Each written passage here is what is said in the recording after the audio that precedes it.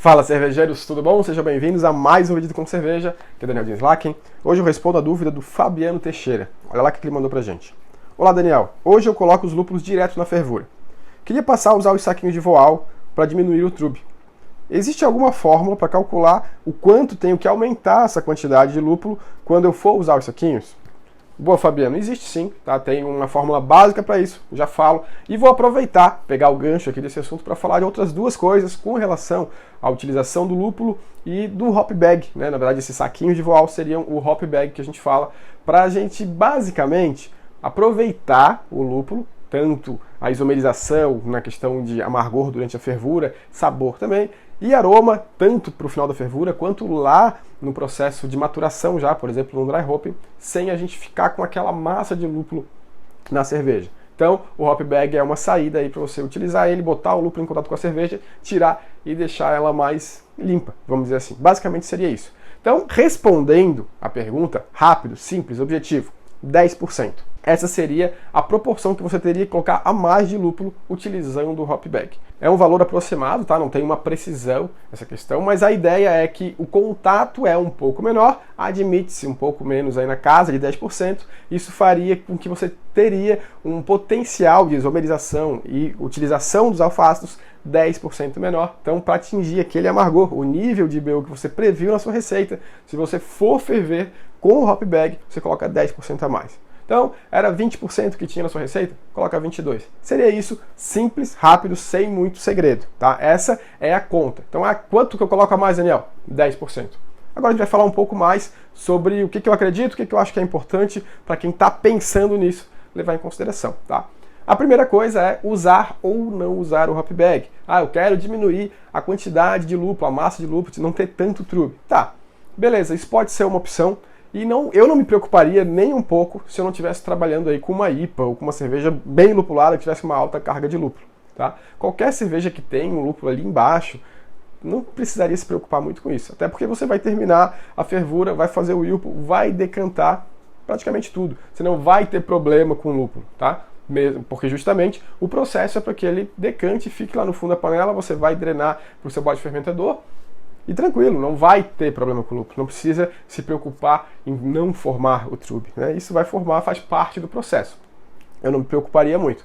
Com uma IPA, não forma muito, eu não quero. Tudo bem, eu, Daniel, não uso, tá? Sempre jogo direto na fervura, porque isso faz com que a gente tenha uma isomerização maior, você economiza na questão de quantidade, para mim é muito mais fácil e prático. Muita gente utiliza, ele é muito mais utilizado lá na maturação. Eu, Daniel, também não utilizo na maturação. Talvez com algumas exceções, mas hoje eu jogo direto no meu balde maturador ali e deixo o lúpulo totalmente em contato com a cerveja, tá? Esse é o jeito que eu faço, não quer dizer que é o jeito certo, que é o jeito que é errado, é só como eu faço, tá? Dá para utilizar? Dá para utilizar. Então, não, Daniel, não interessa, eu vou utilizar tanto na fervura ou na maturação. Aí a dica para quem vai utilizar de fato o hop bag, além, claro, de na fervura botar 10% aí a mais para considerar uma isomerização um pouco menor, utilizando o hop bag, é ter uma proporção aí, o tamanho do hop bag tem que ser bem maior, vamos dizer assim, do que a quantidade de lúpulo, tá? Muita gente peca nesse sentido, porque tem um hop bag ali pequeno, muitas vezes, e você vai encher ele de lúpulo, tá?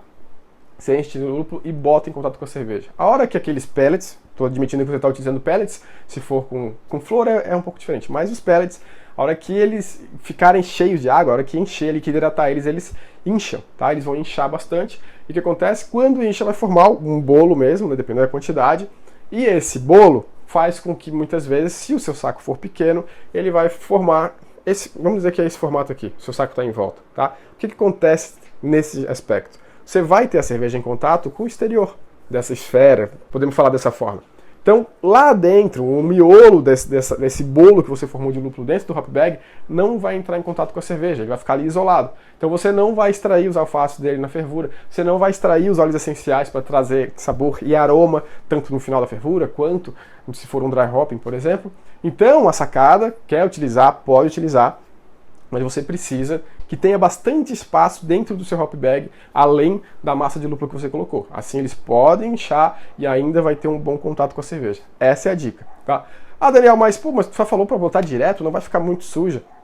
Não. Semana passada a gente fez uma New England IPA e jogou tudo lá, dry hop, foi tudo para cerveja mesmo, tá? Tudo bem que para ser uma cerveja que é turva, dependendo do estilo, não cabe isso. Mas para todos os estilos que eu faço, eu consigo sim colocar o lúpulo direto na fervura, ele decanta com trube sem muito problema. Depois a gente vai para a fermentação, faço dry hopping, jogo direto na cerveja. Depois, quando eu faço o cold crash, baixa temperatura, decanta bastante. Dependendo da cerveja, eu não preciso fazer mais nada.